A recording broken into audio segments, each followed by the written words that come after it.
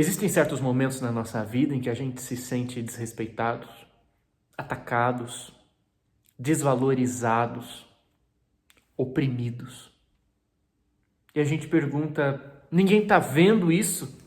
Ninguém está vendo isso acontecer? Será que ninguém vai fazer nada? Não que a gente queira que a outra pessoa seja punida, mas a gente quer e anseia, é natural. A gente anseia que a situação seja equacionada, para que a gente também saia dessa postura, desse papel, daqueles que estão sofrendo alguma opressão, alguma injustiça. E às vezes isso dói. E às vezes o tempo passa e a gente acaba se sentindo desamparados. Ninguém vai fazer nada. Será que a justiça divina, que é tão perfeita, não vai fazer nada? Será que a espiritualidade não vai fazer nada? E não é que não faz nada. Às vezes já está fazendo muito mais do que a gente imagina, só que a gente não está vendo.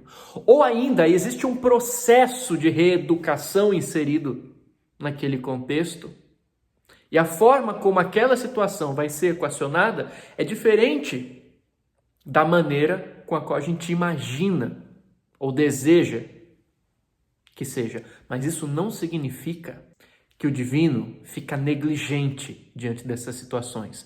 O próprio Cristo, ele já disse no seu Sermão da Montanha: bem-aventurados aqueles que têm sede de justiça, porque serão satisfeitos. E muitas vezes, esse processo da correção, do reequilíbrio ou da justiça divina vem de maneiras que a gente não percebe, não identifica de imediato, mas vem. Mas algumas vezes, esse fator de reequilíbrio vem de uma forma personificada. E eu quero contar um caso aqui para vocês que ilustra muito bem essa história e aconteceu com Sai Baba. Muita gente gosta quando a gente traz histórias aqui de Sai Baba. Essa é uma história muito interessante. Inclusive, uma das testemunhas foi um dos maiores acadêmicos da Índia, inclusive da área de direito, o Kasturi. E aconteceu tendo por sujeito principal uma pessoa, um rapaz chamado Anantapa. Quem conta mais detalhadamente essa história é o Aravind Balasubramanian, que tem um canal aqui no YouTube, foi aluno lá dos institutos do Sai Baba, conviveu com ele de perto e ele conta com mais detalhes essa história, que é uma história famosa. Mas o que aconteceu? Existia um sujeito chamado Anantapa e ele frequentava os institutos educacionais do Sai Baba. E ele frequentava mais pela devoção dele, porque nem era uma pessoa muito voltada ao academicismo, né? A buscar um desenvolvimento intelectual, tinha muita dificuldade nisso, mas tinha um coração muito grande, tinha uma devoção, sabe, que fazia a terra tremer, aquela devoção sentida, gostava muito de estar ali, amava muito a Deus, amava muito Sai Baba. E ele tinha uma irmã, só que essa irmã estava em apuros. Porque essa irmã havia se casado com um homem completamente abusivo e violento. Agredia fisicamente ela, agredia emocional, verbalmente ela. Privava ela de todos os confortos mínimos no seu dia a dia. Na hora que ele saía para trabalhar, fechava a porta e todas as janelas, porque não queria que ela olhasse para a rua, com medo de uma suposta traição. Você veja só, né? O inseguro era o cara. E por conta da insegurança dele, ele quis descontar na outra, que não tinha nada a ver com a insegurança dele, ele que tinha que resolver com ele. Mas geralmente é assim que acontece, você sabe como que essas histórias são. Só que ele agredia. Passava o dia inteiro fora e quando chegava agredia, e aquilo ia à exaustão. E Anantapa, olhando para aquilo tudo, transbordante de compaixão e querendo fazer alguma coisa, propor para que minha irmã visite Sai Baba, para que minha família vá até Puttaparte conversar com Sai Baba. E ele propôs. E para surpresa dele, até mesmo o marido agressor se interessou em ir lá para Sai Baba. Vamos junto. Que coisa, né? E foi. Quando eles estavam lá, Sai Baba parou e chamou a família para uma entrevista. Vem cá que eu quero conversar com vocês. Pôs todo mundo sentado numa salinha reservada e no início da conversa olhou para o sujeito, para o agressor e disse assim: a sua mulher é tão pura quanto a mãe divina. A sua mulher é tão casta quanto a mãe divina.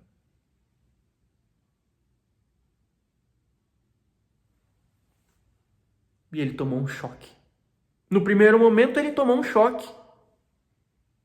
Ficou estremecido, meu Deus, como assim? Ele sabe, meu Deus, aquela coisa toda.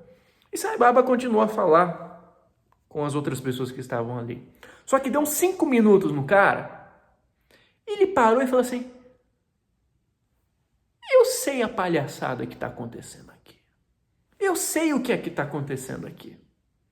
A minha família veio antes e conversou com Sai Baba. Mentira, porque não tinha conversado. Nem tem como, não tem nem como acessar Sai Baba. Era muita gente. É muito difícil isso.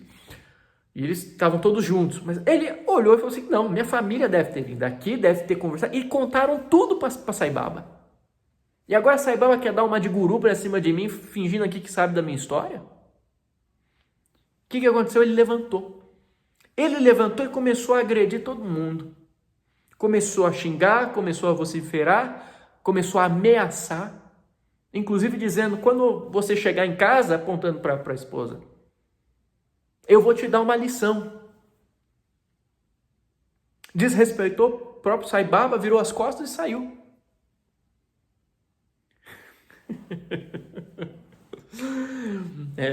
Todo mundo tem suas falhas, né? Mas tem gente que capricha. E o Anantapa, que foi o responsável pelo convite, completamente envergonhado. Poxa vida, eu dedico minha vida a esse ideal quando eu trago a minha família. Vem da minha família uma ofensa dessa. E pôs as mãos: Baba, me perdoe. Imagina a situação do cara. Imagina a situação do cara. Ele que gostava do Baba, que amava o Baba. E Sai Baba na cadeira dele, numa nice, levíssimo, tranquilo, com um sorriso no... E todo mundo olhando para Sai Baba, ninguém entendendo nada. O que esse cara tá rindo? E Sai Baba na cadeira dele, rindo assim, levíssimo. Levíssimo, levíssimo. Sai Baba olhou para eles e falou assim: ele nunca mais vai relar um dedo na sua irmã. Pode ficar tranquilo. Pode ficar tranquilo. E agora a dúvida foi do pessoal que estava ali. Como assim? Sai Baba não conhece esse cara? Olha, esse cara é super agressivo, esse cara não se controla, a gente vai todo mundo sofrer na mão dele depois. Ok. Acontece que essa família precisava voltar para a cidade natal deles. E eles iam todos de trem. Só que foram todos juntos. O agressor voltou junto.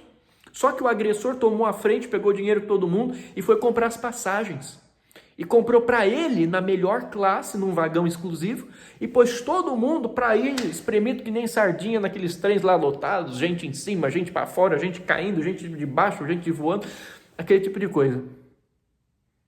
Continuou ameaçando, chegou no trem, despachou todo mundo lá, e foi ele lá, bonitão, paquitão, lá pro vagão luxuoso dele. O trem começa a andar. Começa a andar. Quando o trem chega perto de uma estação que ele ia fazer a baldeação numa outra cidade antes de seguir viagem, uma cidade intermediária, o trem para, abre-se a porta do trem e sai esse sujeito, o agressor, desesperado, berrando, gritando, tropeçando, caindo para fora, correndo: não, por favor, não, eu não faço mais nada, meu Deus. E as pessoas observando e vendo aquilo, testemunhando: meu Deus, o que está acontecendo com esse sujeito? Ninguém estava entendendo mais nada. E o cara saiu que nem um maluco pela rua, correndo, berrando. Depois foram descobrir com as testemunhas, inclusive com o próprio cara que contou isso. ele estava lá, quietinho no vagão exclusivo dele. A uma certa altura da viagem, o trem começou a dar uma chacoalhada e as luzes começaram a piscar do vagão que ele estava. Só que não piscaram e voltaram ao normal. Elas piscaram e viraram da cor vermelha, começaram a piscar vermelho. Vermelho, vermelho, vermelho, vermelho. E ele mesmo vai dizer que depois disso, o que aparece na frente dele? Sai baba. Para quem conhece a história de Sai Baba, sabe que isso daí acontecia assim aos montes, né? Esses fenômenos de ubiquidade, enfim. E não apenas um Sai Baba. O Aravind Balasubramanian vai falar que apareceram 5 Sai Babas. E todos eles com a cara completamente brava. Os olhos flamejantes. Ele enquadrou o sujeito, olhando seriamente, fixamente. Esbofeteou o sujeito, empurrou, deu outro tabefe, pôs o dedo no nariz dele e disse assim, ó: ouse tocar um dedo nessa minha criança e você vai ver o que te acontece.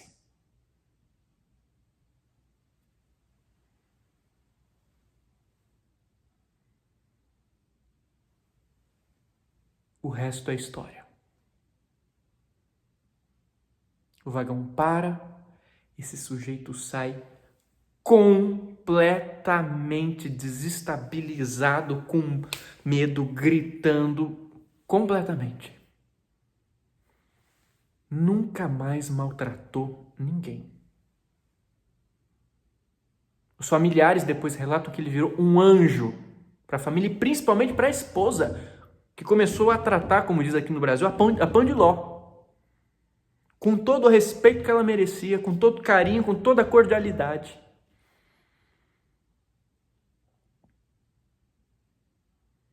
Existe um ditado na Índia. Existem 2 ditados na Índia. O primeiro ditado, ele diz assim: quando você arruma encrenca com um devoto verdadeiro de Deus, quando você ofende, você ataca um devoto verdadeiro de Deus, você não está atacando o devoto. Você arruma encrenca com as leis maiores do universo. E tem um outro ditado na Índia que diz assim: se você ofende Deus, se você fala mal de Deus, se você não gosta de Deus, se você critica Deus, Deus não está nem aí. Ele é super bem resolvido, tá? Não faz nada com você, tá de boa. Ele espera o seu momento. Mas se você faz isso com um devoto verdadeiro de Deus, aí o ditado na Índia, né? You are finished. Pô, como assim? Quer dizer então que Deus toma partido, quer dizer que Deus se vinga, quer dizer que Deus castiga, quer dizer que Deus prefere uns que bajulam ele do que outros que não bajulam. Então aqui a gente tem que fazer uma análise rápida para a gente não cair num fanatismo também perigoso. Primeira coisa, o que é o devoto verdadeiro de Deus? É aquela pessoa que enche a boca para falar de Deus, para querer converter os outros? Não! É aquela pessoa que busca ser coerente e se alinhar, na medida do possível, cada vez mais às leis divinas, às leis universais que mantêm tudo isso aqui em equilíbrio. Porque Deus, alguém pode falar, nossa, mas Sai Baba foi lá e deu um sacode no cara. Às vezes não é Sai Baba, às vezes é a vida que vem na gente e dá um tabefe na nossa testa e fala, viu, tô te falando de muitas formas, da forma mais amorosa possível, te levando pro caminho do amor, mas você não tá prestando atenção, você não tá entendendo minha linguagem. O que eu preciso fazer? O que eu preciso falar? Aqui não, basta, já deu. E alguém pode ainda achar, né, ou causar a impressão de que, então Deus se vinga, Deus castiga. Não, Deus não castiga nada. Deus espelha, Deus reflete através das suas leis que são perfeitas. Causa e efeito, ação e reação. Aquilo que você dá para a vida dá de volta para você. E o ditado já diz, o Dharma protegido protege. Claro que a gente não vai querer se igualar a Sai Baba ou querer se igualar a Jesus, que também via as injustiças da sua época e chegava lá de chibata na mão né? Claro que a gente não tem esse nível de adiantamento, esse nível de sabedoria para fazer isso de um outro patamar de consciência. Mas sempre que a gente buscar se colocar na inocência e na honestidade, a gente pode ficar tranquilo, porque de uma forma ou de outra Deus honra. Porque quando alguém faz algo contra a vida que habita a nossa vida, gente, nós somos manifestações do amor também. Nós somos a vida toda se manifestando no ponto focal. A pessoa que entra em dívida com a gente está entrando em dívida com a vida toda. E não se preocupa, porque de um jeito ou de outro, quer a gente entenda ou não, quer a gente veja ou não, quer a gente compreenda ou não, Deus honra. Às vezes alguém pode falar, mas tem tal pessoa fazendo mal para um monte de gente, não está acontecendo nada. Será que não está acontecendo nada? Às vezes está acontecendo um monte de coisa. A pessoa que, pior para ela, ainda é teimosa, é insistente, quer continuar no erro. Mas embora a gente não entenda, tem horas que Deus honra de um jeito, tem horas que Deus honra de outro jeito, às vezes de uma forma que parece pra gente mais direta, mais imediata, às vezes personificada, não personificada, a gente nunca sabe. Mas para encerrar, eu tenho uma história particular também para contar sobre Sai Baba envolvendo isso, um caso acho que vocês vão gostar. Eu estava na época da faculdade e a gente foi fazer um trabalho em grupo, né? A disciplina ali acho que era antropologia e educação, alguma coisa assim. E a gente se reuniu em grupo e cada um deu uma sugestão de tema e eu, naquele contexto, dei uma sugestão para que a gente fizesse um trabalho sobre o sistema educacional do Sai Baba na Índia, né? A educação em valores humanos, que ele faz lá, tem um projeto grande. E todo mundo gostou, todo mundo concordou, votamos todos e vamos fazer. Opa, né? Vamos falar aqui na universidade sobre educação, lá, o método do Sai Baba. Estou contando isso porque envolve diretamente o Sai Baba. E aí depois chegou uma outra pessoa que se juntou ao grupo depois e começou a olhar meio com os olhos tortos para essa história, porque era uma pessoa assim meio revolucionária, meio rebelde, na verdade. Só que não era aquele rebelde positivado, era aquele rebelde que quer ficar só contestando para bagunçar, para criar conflito, para atacar, e nada que soasse que tivesse ligado com alguma coisa de espiritualidade soava bem para aquela pessoa, porque ela associava a religião, associava a Deus, e ela tinha algum problema com isso, e ela começou a causar conflito. A gente tentava conversar, tentava explicar, então vamos ver uma outra solução, mas a pessoa queria bagunçar, e a gente ia acabar respeitando aquilo e não ia poder falar sobre educação e valores humanos, né? Ia ter que falar sobre, sei lá, mas a gente não conseguia chegar num acordo, a pessoa estava ali agredindo, atacando, e chegou um dia que eu saí da faculdade, eu cheguei em casa, tinha um retrato de Sai Baba lá no meu quarto, e eu rezei, falei, Baba, não sei o que fazer. É para fazer, não é para fazer, a gente não consegue nem conversar com a pessoa, nem para bolar um outro tema, parece que ela só quer atacar ali e tal, e não sei o que fazer, Baba. Dá um jeito aí, a gente tá falando sobre você ali, se for para fazer, dá uns pulos aí, né? E cheguei lá no dia seguinte na faculdade, cadê a pessoa? Sumiu. Nunca mais ninguém soube daquela pessoa. Sumiu. E assim, já estava na faculdade há um bom tempo, universidade pública, você precisa passar em vestibular, difícil de entrar e tal. A pessoa abandonou o curso. Abandonou. A gente tentou falar com ela alguns dias e tal.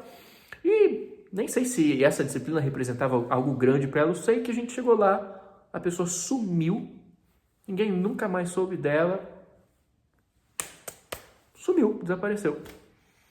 E a gente apresentou o trabalho. E nós somos filhos e filhas do Altíssimo. Nós somos manifestações desse mesmo amor personificado. Incorrer, agredir, desrespeitar, humilhar, oprimir, esse amor na nossa presença ou na presença de qualquer ser, ainda conta como oprimir diretamente esse mesmo amor. Um beijo na alma, brilha sua luz, senta a testa aqui no botão de like, que a sua vida, que seu dia possa ser povoado por esperança, pela certeza de dias melhores, de dias justos e amorosos, porque o amor e a graça estão na sua causa. Se você busca um alinhamento com esse mesmo princípio. Se inscreva aqui no canal, senta a testa no botão de like. Vou deixar aqui embaixo os links de todos os meus cursos. Faço um convite para você aprender a meditar com a gente, estudar druidismo, essa comunhão com a natureza, fazer o curso de chakras ou da dimensão energética das relações afetivas. Não perca mais tempo, fica aqui o convite para você entrar. As vagas estão abertas. Gente, um beijo na alma, fica na paz, brilha a sua luz e receba um abraço do tamanho do sol.